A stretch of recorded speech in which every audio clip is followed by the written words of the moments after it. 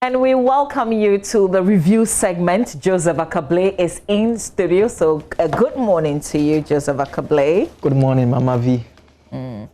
Excuse me? It's a good morning, Mama V. Yes. Did you hear something else? I heard how are you, but I wasn't sure. You know, you say it all the time, so. Okay, so how are you doing today?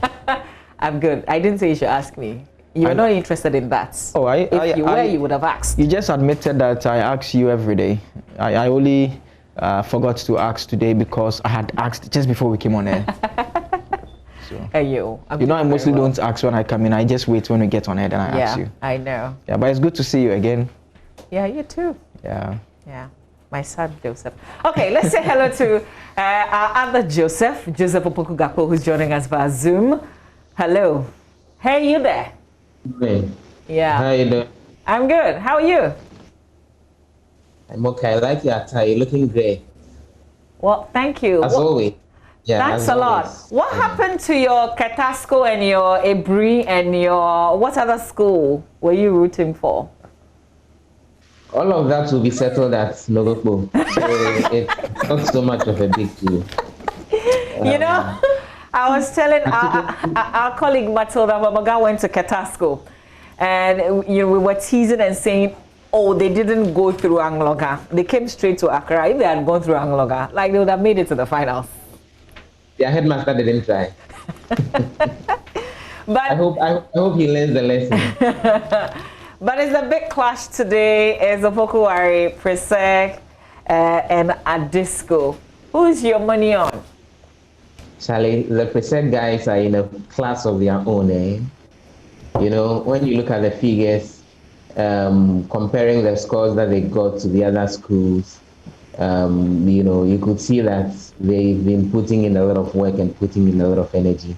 I was paying attention to your analysis the other day, making the point that it could be anything. There's the possibility that it's because of the kind of competition that they've had with the schools that they've had to deal with, even in the semifinals and all. But I think, you know, they've shown a lot of class. I wish them well today. Unfortunately, when they win, I think this should be their 6th title. Yeah. And they are.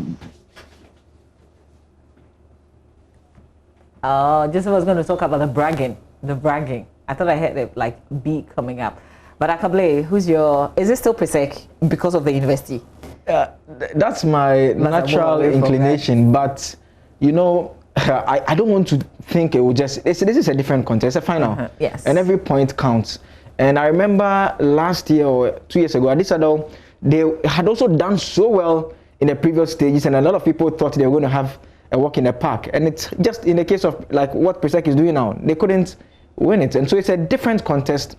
All 3 schools have the chance to answer questions that they may not have answered before, and meeting opposition that they've not met previously in terms of this particular race. And so I think all schools at this stage start at par. I don't think Presec has the upper hand because of how they performed previously. I don't think that will be the case. And Joseph reminds us of the point you had made about the nature of the contest they had. And so I think it's an open contest and the best school will win. For this one, I can't stake my money on Legon Presec, but I'll be excited if they win because of obvious reasons, because of the Legon in there. But let's see how it goes. I'm looking in terms of, because they've already grabbed 5. And so I'm looking for, in terms of the number of trophies, I would say I'll be rooting for an underdog, because a 6th will be too much for this contest. So we'll see how that goes. But we've got the build up at 1 p.m. here on JoyNews, and the action itself will start at 2 p.m. Thanks to Bright Senior High School in Kokrontumi, DBS Roofing, Adonko Hand Sanitizer, and Adonko Next Level Energy Drink will bring you all the conversations around it and also the live contest as well. So you can't miss it. Can I ask you guys an NSMQ question? Can I put a question? Opoku-Gakpo. Okay, when he joins us, I'll see if I can ask an NSMQ question. But let's look at the newspapers. Joseph, I see you've got the Times. Yes, the front page of the Times this morning says BOG descends on money doublers, warns public against their activities, and 2 jailed 8 years for stealing cash from bullion van. A story on page 3. A Polugu irrigation dam will bring socio-economic transformation, the president assures. And former President Mahama PPP flag bearer filed nomination forms for 2020 polls. The back page of the Ghanaian Times now. It says Ghana Health Service affirms harmlessness of polio vaccine, and MLGRD launches food safety guidelines for MMDAs. That is it for the back page of the Ghanaian Times. The front page of the Daily Guide now. It says final register for parties in November and show one social relief Bawumia to NDC. Mahama files papers for 2020 polls also on the front page. And there's also the story about another one village, one dam are ready. Details of that story on page 6. The back page has some sports story and Kotoko dominating the back page. The first one here says Blaze heart is with Kotoko. Did you hear the headline? No, I didn't. Keep your players. I'm not the one, though, not me. But this is Justice Blay. It's a defensive midfielder who plays for Midiama. We are told he was on loan at Kotoko and he has returned to Midiama. We are told his heart is with Kotoko. Another his story heart is here. with Kotoko, but he's not with Kotoko. So how do you benefit? We are working to get him to Kotoko. And so the other story here is Kotoko terminates strike deal. This is it has a photograph of Yusuf Chipsa. It's an interesting story, and I'll look forward to. I hear you guys don't keep players; they keep coming and going like that. Yeah, it's the nature of the team. We demand quality. When we bring you in and you don't demonstrate enough competence, I mean, we'll let you go.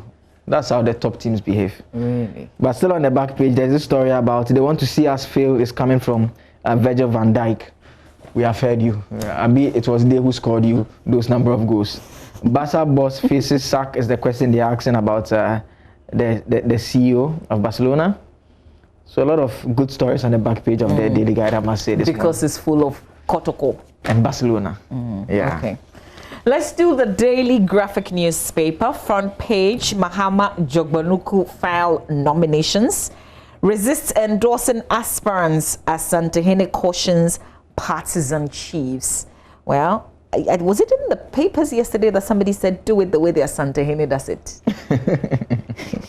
And then NSMQ, Titanic clash, Presec at Disco Uwas fights for bragging rights. They're also advertising that Dr. Elsie Effa Kaufman, the quiz mistress, will be the next guest editor of the Graphic. In the center spread, don't undermine COVID-19 protocols. That's a call by the Deputy Information Minister Pius Hajide. I've been honest, truthful to the people, says the president. Local organizing committees for Farmers' Day inaugurated. Also another story in the center spread of the Daily Graphic newspaper. On the back page, we will have a conversation on this on the AM show. Polio vaccination starts today, targets 4 million children in 8 regions. They say this is a polio vaccine tested and approved. It has nothing to do with COVID-19. Also, National Food Safety Guidelines launched, and these are the stories on the back page of the Daily Graphic newspaper. Let's follow up with the Daily Dispatch. Front page, First Lady cautions changing NPP will be retrogressive. We will police every ballot box, according to former president and flag bearer of the NDC, John Dramani Mahama, who's urged members of the party to guard every ballot during the December 7 elections. You're speaking during the launch of the NDC's 2020 national campaign in Sefirioso in the Western North region, where he said despite expecting the EC to creditably discharge its duties as expected in accordance with the law, the NDC will still be extremely vigilant during the electoral process. As you heard in the news a while ago, the AM news, the Electoral Commission boss, Jean Mensah, says she was expecting that the former president himself would be there to file his nomination, but I must say that the party had already informed the nation that he wasn't going to do that himself ahead of even the filing. Mr. Mahama's, in fact, described the EC as exhibiting, says, legendary incompetence. And so Madam Jane Mensah made a point that she had expected that if he had come himself, they could have had a discussion on some of the issues which either he or the running mates have raised, for which reason the commission wants to speak on. Yeah, but is that the platform for that? Obviously, the NDC Session Ketia holds that position and actually expressed it that, I mean, if you want to speak to him about any such issue, you should invite him. But I recall in 2016, Mr. Mahama did not go there either. It was Mr. Session Ketia who led the party's delegation to submit the form. Yeah. The NPP, then its candidate, Nana Akufo-Addo, and the Vice President, Dr. Bawumia, went. The president went to pick the form and went to submit it as well, and so we see that there's a bit of a trend in there. But then again, I agree with you when you make the point that that's why we have an IPAC.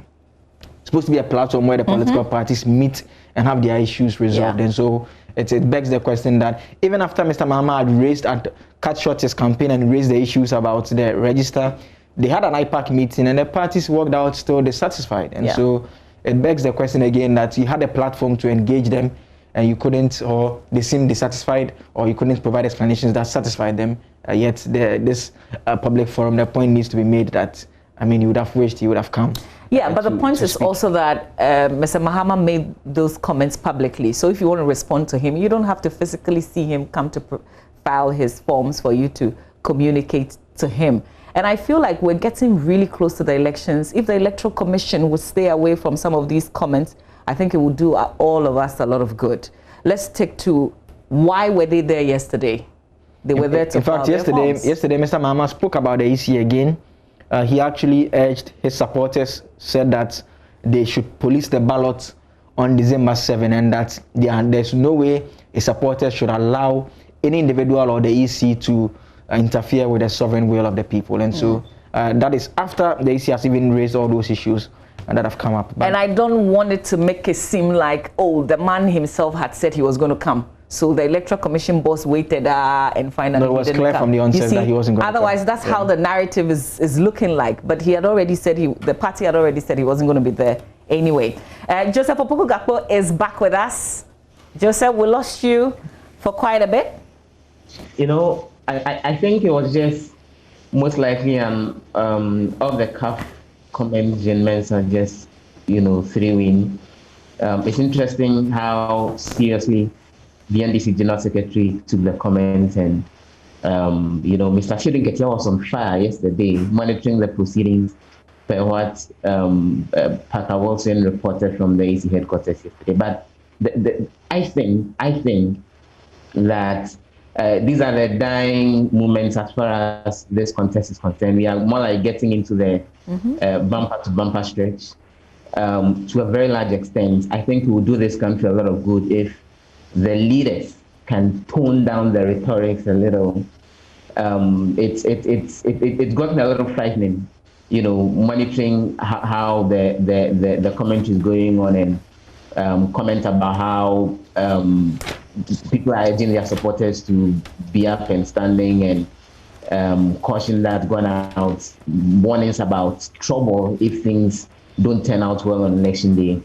I think to a very large extent, we should all exhibit some more cool approach going into December 7th. We've done this before over and over again. This is not like the first or the second or the third time. We'll still through this successfully as we've done on the numerous occasions, and this nation will still remain in one piece. And the people will choose who they want to lead the nation going into the next 4 years. So we'll wait to see. Absolutely. The Daily Heritage newspaper says Mahama goes door to door after campaign launch. And then the Cocoa Board case, Akable, state calls new witness today.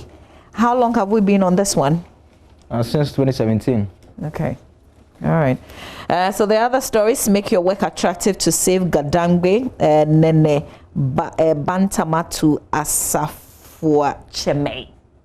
And then also I'll create 24-hour economy with decent jobs, salaries, according to former President Mahama. Let's do the Business Finder, and then we'll go to myjoyonline.com. Business Finder: pensioners not worse off, SNIT declares. This is something that's been going back and forth for a while because the TUC had a different position from the SNIT. I guess that's why we're going back and forth on this issue. Government send power sign agreement to secure $3 billion or dollars in cost savings. Our customers will remain our priority. That's the ADB boss assuring. But a bit about the pension, SNIT has mounted a spirited defense of the existing pension scheme governed by Act 766, stating that pensioners have not been made worse off under the three-tier pension scheme. According to the trusts, the monthly pension paid under Act 766 is better than the residual pension paid under PNDC Law 247. It will be recalled that the Trades Union Congress in August this year appealed personally to President Akufo-Addo to intervene and correct what is called the injustice and unfairness in the implementation of the three-tier pension scheme. The TUC had earlier issued a statement saying many workers have retired on the three-tier pension scheme with harrowing experiences. And I wonder, guys, if people are worse off, and you would see it when you retire and you get the package. So who is telling the truth? Is it SNIT or the Trades Union Congress reiterating the issues of pensioners? Who would you believe? So obviously the one who is consuming the pot of soup, who on a regular day would have the best judgment as far as whether it's tasty enough or otherwise. And of course, SNIT has a responsibility to protect its image and paint itself in the best possible light that it can, but we wait to see. Maybe, they have all of these pensioner associations and all. Maybe it would be the best judges in all of this. But between SNIT and TUC, I think I'll take the word of TUC more seriously than I'll take that of SNIT as to whether, pensioners are better off today than before. Yeah, Akable? Yes, I think there's a fundamental point that everyone within the space agrees, is the fact that SNIT over the years hasn't been able to carry out investments such that pensions are higher than we expect. Quite recently, I saw a story of someone who had worked at GBC for 30 years, and the person had gotten about 30,000 cedis as a lump sum once he retired. And 30 years of your life for 30,000 cedis obviously is not good. The obvious response someone who used to defend it is that, it has to do more with salary levels, because then again, I know people who took a lump sum of 500,000 cedis. But the whole idea of the pensions scheme, that is why people set aside a portion of their salaries, the expectation that you're able to undertake investments that yield a lot of money, so that in the end, you'll be a bit more comfortable than you were, or at least you live up to the standard that you are living when you're working full-time. And so that is not in doubt at all. It's not anything that I think anyone will disagree with. And so we expect that, they may disagree, but the point is that we think we all agree that SNIT can do better. And that is where the focus should be, investing in less riskier ventures and ensuring that returns come in for the sake of workers. And people have even made a point about mortgages, using the SNIT for mortgages. That has come up in the party's manifesto and the discussions that have taken place about the possibility that you go for a mortgage because you don't have the collateral, your salary can't support the loan. You use your SNIT because it's a long-term contribution. Even at the time that you may even be going for the mortgage, you would have even contributed for some time. I think the NDC is promising that if you've contributed to SNIT for about 10 years, they will make that possibility available. Workers generally want to be more comfortable, and we should take steps to help them. And I think SNIT must focus on that. And also the state borrowing from SNIT and not paying up on time. Let's do myjoyonline.com. And this story, Joseph Opoku-Gakpo, is on myjoyonline.com. The fact that, Asad, you guys call it, is it business time? Only 16 of the 275 MPs were in the chamber to do parliamentary business. The minority essentially is calling for a suspension because there are MPs who are filing their nominations. What can you tell us, Joseph Opoku-Gakpo, on this? So, when you read the standing orders of Parliament, it quotes from the Constitution, Article 102, and the standing orders make the point the presence of at least 1/3 of all members of Parliament besides the person presiding shall be necessary to constitute a quorum of the House. It's not just that bit of it. When you still look at when it comes to decision making. So the business of the House can begin with at least 1/3 of MPs.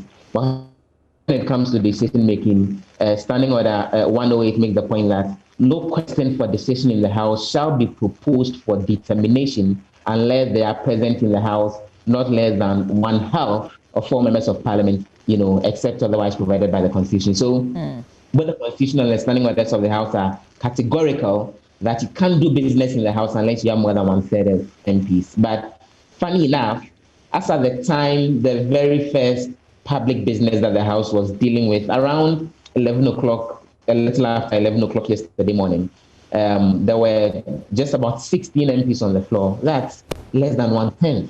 Eventually, the number went up to a little over 50, which still is not exactly up to 1/3 of all MPs. James Kluchavedi raised that point and asked that sitting be suspended because the House needed to approve the 133 million euro loan for the Sunyani Water Project and another loan facility to the tune of more than 233 million US dollars. And the response from the majority leader was that they understand that these are times when a lot of MPs will not be in the chamber at any given time. And in fact, that conversation had gone on Tuesday, and the eventual conclusion was that the House had decided that issues of quorum shouldn't be raised because you can't expect all MPs to be on the floor around this time. Okay, that's interesting because the issue of quorum because of COVID could not be raised, but now you can't really use COVID, can you? So now we're making room for them because of the filing of nomination. In fact, on Tuesday when the conversation happened, the reference was not to COVID. When the majority leader delivered his welcome address, he made the point that because of campaigning and because MPs need to seek for re-election, you can't expect them to be in the House between now and when election time is due. So actually, the point is usually made that Parliament is a master of its own rules. They make the rules and they revise it as and when they want. Okay. So they've revised the rules and said, because you are campaigning, don't expect all of us in here. Okay. We can be enough to start business even if you don't have the quorum. And in fact, just to round up on this, the majority leader went into history and said 4 years ago around the same time, the situation was same, but the House approved various bills and loans. But it raises questions about whether enough scrutiny is being done and the right people are there to business. Yesterday, when these loan facilities were being approved, I don't remember spotting any minority member on the finance committee who joined in the debate to allow for the approval. Other MPs on the roads committee, the constitutional and legal affairs committee, debated issues that should have been dealt with by members of the finance committee, particularly at the minority level, and it raises questions about we wait to see how this one would come back and bite us. But Joseph Akable, you produced the Battleground on radio on Joy FM, hosted by our colleague Emefa Apau on Thursdays. What are we to expect today? We are going to the constituency of one of the minority guys of the finance committee that Joseph just spoke about, Dr. Kesiala Tofosin, against Dr. Kwesi Rashid Etuafo, the Ejumako Enyan Esiam constituency. So I got just something small to tease us. Okay, here we go. That in-house bureaucracy, that in-house problem that we have, that has caused us our seats, it seems to have been patched, it seems to have been solved. We can only lose the seat when we are fighting. This we can assure you that there's nothing like that. Dr. Rashid Etuafo, a man in his early 30s, is confident he's the appointed man to unseat Dr. Atoforsen, incumbent MP for the Jumako Enyan Esiam constituency and former Deputy Finance Minister. I have asked this question wherever I go. I cannot talk about 2008 to 2012 to 2016. I can say from 2016 to 2020, this 4 years. Put this question to him. What has he done directly in the constituency? But I can put an authority that everything he's done is ordinary. But are these mere words or they are words backed by deeds on the ground? Let no one brag to you. Let no one create impression outside the constituency that is heavily contested. I do not see that. And I can assure you, by the end of December 7th, 2020, Atoforsen and the NDC will hold the Jumako Enyan Isiam. it is certainly the case. Here comes Dr. Atuforsen. KCL Atuforsen says, in terms of weight, Dr. Rashidi Tuafo, his contender, is the lightest of all the persons from the MPP that have contested him in that constituency. Among the candidates that have contested in the last 3 elections, I've more or less contested 3 people. Yes, one died, so about 4 people that have come out to contest me. But among all of them, he is the lightest of all the weight I've contested him. The lightest of all the weight. And you'll see his smoothness level pretty soon. The bragging must stop.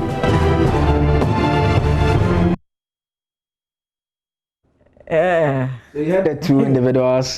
He said the bragging must stop and someone will see his smoothness level. So battleground is at 8 p.m. We'll hear from the 2 individuals. We'll hear from constituents too. The debate was too heated that we couldn't help but tease our viewers who will be listening on Joy FM. I can't wait. I can't wait. But here on Joy News, of course, we've got the election brief as well, where we also talk about all election-related matters and take you to the constituencies as well. It's customer week this week, really, and we say thank you. Akpanami Yedamwase. Mongol Day. We celebrate World Customer Service this week. We at Joy News say thank you to you, our valued audience and advertisers. We value you. We're grateful for your continued confidence in our brand.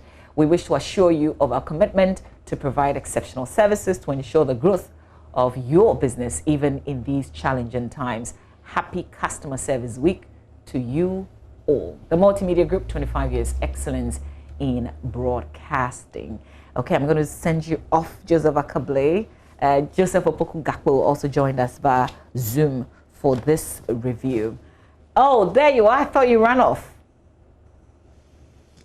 Well, I'm here. I was paying attention to the report Joe did from Kojo Nyako did from the Jumako SCN constituency.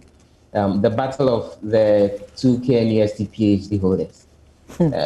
We wish both of them well. Rashid was my senior at KNUST. Ato is someone that we've all seen get the work done in Parliament House.